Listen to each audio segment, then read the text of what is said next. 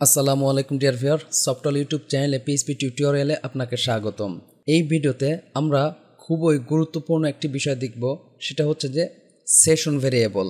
Session ভেরিয়েবলের মাধ্যমে সাধারণত লগ ইনের কাজগুলো করা হয়ে থাকে, অর্থাৎ সার্ভারে কোনো ভেরিয়েবল ভ্যালু বা মানকে কিছু সময়ের জন্য মুখস্থ করে রাখানোর জন্য বা মনে রাখানোর জন্য ইউজ হয়ে থাকে।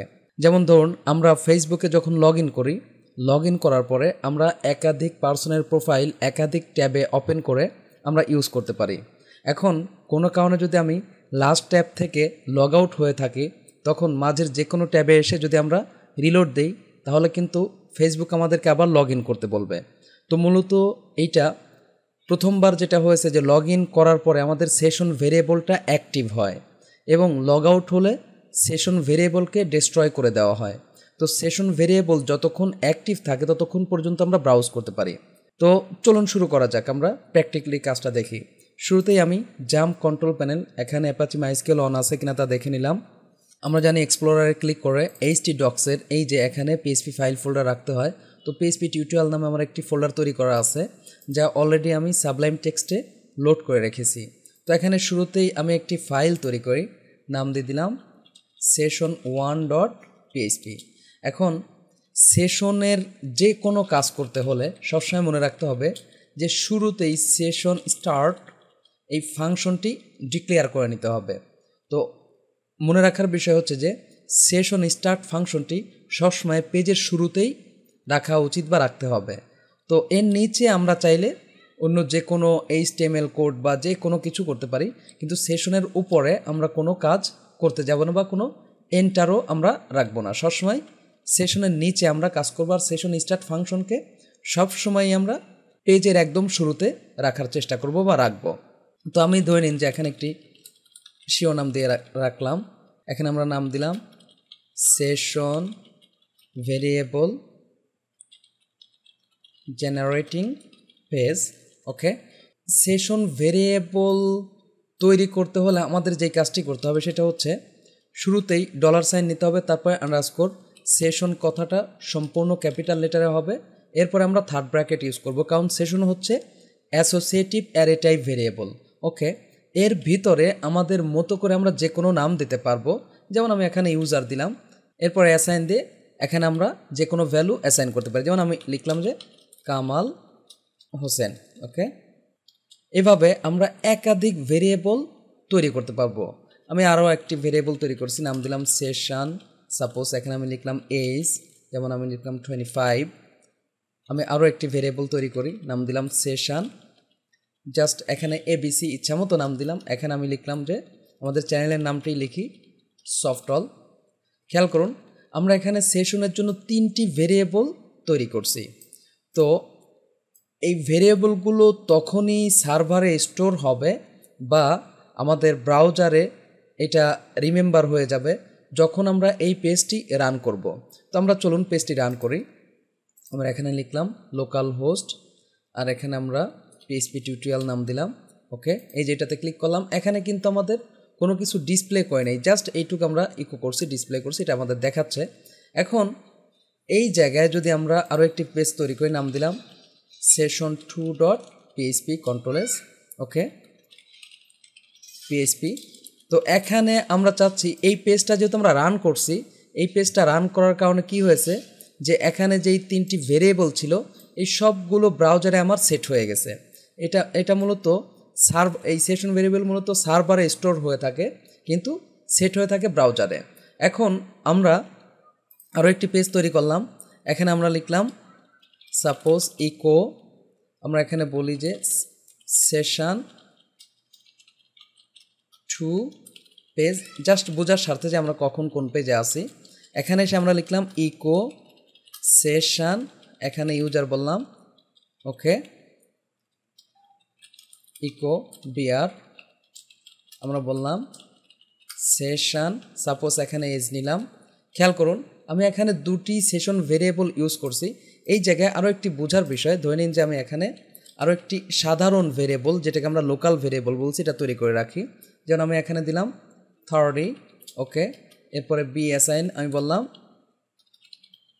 Software YouTube channel. খেয়াল করুন, এখন আমরা যদি এই পেজটা রান করি তাহলে আমরা এই যে ইউজার, এখানে কি ছিল ইউজারে বলুন তো, কামাল হোসেন, এটা কিন্তু শো করবে। আবার এজ কত ছিল 25, এটা কিন্তু শো করবে।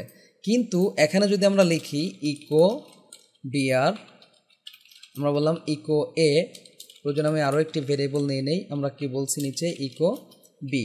খেয়াল করেন এই এ এবং বি এখানে কিন্তু আমাদের ডিক্লেয়ার করা নাই। আবার সেই সাথে সেশন ইউজার, সেশন এজ এটাও কিন্তু ডিক্লেয়ার করা নাই, অর্থাৎ এখানে ডিফাইন করা নাই।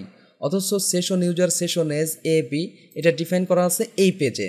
এখন এই পেজটিকে যদি আমরা রান করি আমরা 4টি ওয়ার্নিং দেখতে পারবো, এই একটা, এই একটা, এই একটা, এইটা। ওকে, দেখি আমরা রান করে। আমরা এখানে এসে বললাম local host PHP tutorial just session 2। এই যে দেখুন আমাদের অনেকগুলো ওয়ার্নিং দেখাচ্ছে। মূলত ওয়ার্নিং দেখানোর কারণ হচ্ছে আমরা আগেই শুরুতে বলছিলাম যে যেই পেজে সেশনের কাজ করব সেই পেজের একদম শুরুতে আমরা কি করে নিব, সেশন স্টার্ট ফাংশনটি ডিক্লেয়ার করে নেব। এখন যদি আমরা রিলোড দিই তাহলে আমাদের কিছু ওয়ার্নিং চলে যাবে। এই যে দেখুন কামাল হোসেন এবং 25 আসছে, কিন্তু আমাদের এর ক্ষেত্রে দেখাচ্ছে আনডিফাইন্ড ভেরিয়েবল, বির ক্ষেত্রেও আনডিফাইন্ড ভেরিয়েবল দেখাচ্ছে। কোনটা? এইটা এবং এইটা। কারণ কি? কারণ এই দুইটা ছিল লোকাল ভেরিয়েবল, আর সেশন ভেরিয়েবল এটা গ্লোবাল ভেরিয়েবলও বলা যেতে পারে। এইটা মূলত ব্রাউজারে অলরেডি সেট করা আছে। তাই লোকাল ভেরিয়েবলের ক্ষেত্রে যেটা হয়, এটা যেই পেজে তৈরি করা যায় সেই পেজেই শুধু ইউজ করা যাবে। আর সেশন ভেরিয়েবলের ক্ষেত্রে আমরা যে কোনো পেজে একবার তৈরি করলে তাকে এরকম হাজারো পেজে আমরা ইউজ করতে পারবো। যেমন এখানে ধরে নিন যে আমি এখানে কি আছে এবিসি, এটাকে আমরা এখানে প্রিন্ট করি। ওকে, ইকো সেশন এবিসি, ওকে, ইকো বিআর কন্ট্রোল এস। খেয়াল করুন এই যে দেখুন সফটওয়্যার আসছে, কিন্তু এইটা আমাদের আসেনি কারণ এগুলো আমাদের লোকাল ভেরিয়েবল। এখন আমরা বলেছি যে সেশন ভেরিয়েবল এক পেজে একবার তৈরি করলে সেই সেশন ভেরিয়েবলকে আমরা হাজারো পেজে ইউজ করতে পারবো, কারণ এইটা আর তখন এই পেজের মধ্যে থাকে না, থাকে ব্রাউজারে সেট হয়ে। তো আমরা আরও একটি পেজ তাহলে তৈরি করে নাম দিলাম session3.php কন্ট্রোল এস। ওকে, এখানে আমরা পিএইচপি, ওকে, ধরেন এই জায়গা থেকে আমি কপি করে নিয়ে আসি, সেশন 2 এই পাশে রাখি। জাস্ট এই জিনিসটাই আমরা এখান থেকে কপি করলাম, কন্ট্রোল সি, এখানে আমরা পেস্ট করে দেই। তো এখানে আমরা বলি সেশন 3 কন্ট্রোল এস। আমরা যদি এখন সেশন 3 পেজটা রান করি তাহলে কিন্তু আমাদের ওয়ার্নিং দেখাবে। কেন ওয়ার্নিং দেখাবে বলুন তো? এই যে দেখেন ওয়ার্নিং দেখাচ্ছে, কারণটা হচ্ছে কি, আমরা বলেছিলাম যে যে কোনো পেজে সেশনের কাজ করলে অবশ্যই শুরুতে সেশন স্টার্ট ফাংশনটি ডিক্লেয়ার করে নিতে হবে। ওকে, এখন যদি আমরা রিলোড দিই দেখুন আর কোনো ওয়ার্নিং নেই, আমাদের কিন্তু ঠিকই কাজ আসছে। ওকে, এখন আরও একটি মজার জিনিস আমরা দেখব। আমরা চাইলে যে কোনো পেজে সেশন ভেরিয়েবল আমরা জেনারেট করতে পারি। যেমন আমি এখানে আরও একটি সেশন ভেরিয়েবল জেনারেট করি। ধরে নিন যে আমি এখানে বললাম কান্ট্রি, আর এই জায়গায় আমরা বললাম বাংলাদেশ। ওকে, সেমিকোলন। এখন এই পেজটা যদি আমরা রান করি তাহলে এই ভেরিয়েবলটি আমার জেনারেট হয়ে যাবে, যার ভ্যালু হিসাবে থাকবে কি বাংলাদেশ। তো তাহলে আমরা আরও একটি পেজ তৈরি করে নাম দিলাম session4.php কন্ট্রোল এস। ওকে, পিএইচপি কন্ট্রোল ভি আমার অলরেডি কপি করা আছে, এটাকে আমরা বললাম সেশন 4। ওকে, বলুন তো শুরুতে কি করতে হবে? সেশন স্টার্ট ফাংশনটি আমাদের লিখে নিতে হবে। ওকে, আচ্ছা, এই জায়গায় আরেকটা বিষয় মনে রাখার, যে আমরা এই লেখাগুলো কিন্তু কখনোই এর উপরে রাখবো না, এর আগেও আমরা বলছি। ওকে, আমরা এখানে তাহলে ইকো বিআর দিয়ে এই পেজে খেয়াল করুন আমরা সেশন কান্ট্রি নামক একটি ভেরিয়েবল জেনারেট করছি। তো এই ভেরিয়েবলটি এখানে আমরা ইউজ করতে চাচ্ছি, ইকো কন্ট্রোল ভি সেমিকোলন। এখন সেশন 4কে যদি আমরা রান করি, খেয়াল করেন মজার বিষয়, আমাদের সব কিছুই আসবে, কিন্তু একটা জায়গায় আমাদের কি দেখাবে? ওয়ার্নিং, অর্থাৎ এই 16 নম্বর লাইনে ওয়ার্নিং দেখাবে। এই যে দেখুন সেশন 4 16 নম্বর লাইনে কান্ট্রি ওয়ার্নিং দেখাচ্ছে। কারণ কি বলুন তো? আমরা সেশন 3তে ভেরিয়েবল ডিফাইন করছি, কিন্তু সেশন 3 পেজকে আমরা রান করি নাই। যতক্ষণ পর্যন্ত পেজ আমরা রান না করব ততক্ষণ পর্যন্ত আমাদের সেশন ভেরিয়েবল সার্ভারে সেট হবে না।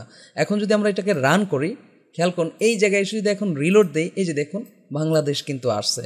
আচ্ছা, আমরা কি বললাম যে ইউজার, এজ, এবিসি এগুলো কিন্তু আমাদের অ্যাসোসিয়েটিভ অ্যারে, আর এগুলো হচ্ছে আমাদের সেশন ভেরিয়েবল যেগুলো আমাদের ব্রাউজারে সেট হয়ে আছে। তো আমরা এখন এই অ্যারেকে চাইলে যে কোনো পেজ থেকে দেখতে পারি কিভাবে, এভাবে প্রি করে। আমরা জানি প্রিন্টার দিয়ে অ্যাসোসিয়েটিভ অ্যারে বা যে কোনো অ্যারে দেখা যায় প্রিন্টার। এখানে জাস্ট আমরা বললাম সেশন।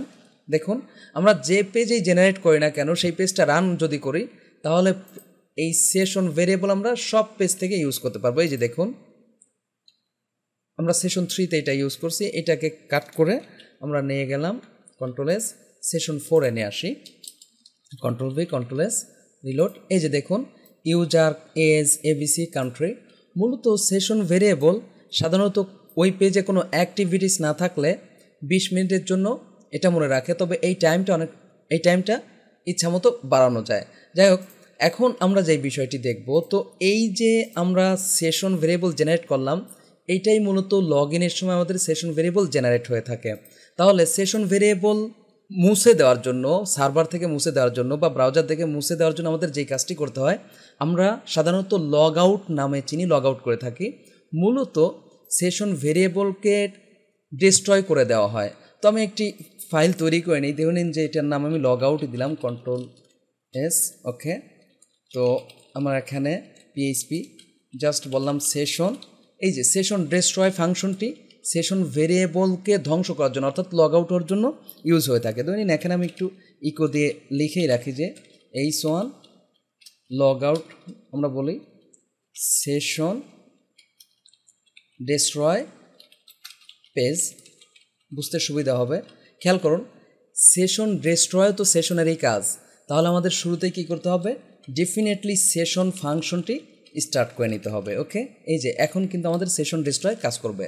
তো আমি এইটাকে কী করি, এই জায়গায় এসে রান করি local host just PHP tutorial, এই যে লগ আউটে ক্লিক করলাম। এই যে দেখুন সেশন ডিস্ট্রয় পেজ এটা কিন্তু রান হয়েছে। এখন আমরা যদি এই পেজে এসে রিলোড দেই তাহলে দেখবেন যে সবগুলোতে এই যে এই 4টার ক্ষেত্রে ওয়ার্নিং আসবে আর এইগুলো আমাদের ব্ল্যাঙ্কস আসবে। এই যে দেখুন কী হয়েছে, ব্ল্যাঙ্কস আসছে, আর এটা কী হয়েছে 4টার ক্ষেত্রে আমাদের ওয়ার্নিং আসছে। কেন বলুন তো? কারণ আমরা সেশন ডিস্ট্রয় পেজটা যখন রান করেছি তখন কি হয়েছে, এই ফাংশনের কারণে যতগুলো সেশন ভেরিয়েবল আমাদের ব্রাউজারে সেট করা ছিল সব ধ্বংস হয়ে গেছে বা মুছে গেছে। তাই এই পেজে আমরা আসলেও এখন কি দেখতে পাবো না, আর সেশন ভেরিয়েবল কাজ দেখতে পাবো না। আমি সেশন 2 পেজে আসলাম, এই যে দেখুন সেশন ভেরিয়েবলের কোনো কাজ এখানে নেই। এখন সেশন 3তে আসলে এই জায়গায় আমরা রিলোড দিলে 3টা ওয়ার্নিং আসবে, কিন্তু সেশন 3তে খেয়াল করুন আমরা কিন্তু একটি ভেরিয়েবল জেনারেট করেছি।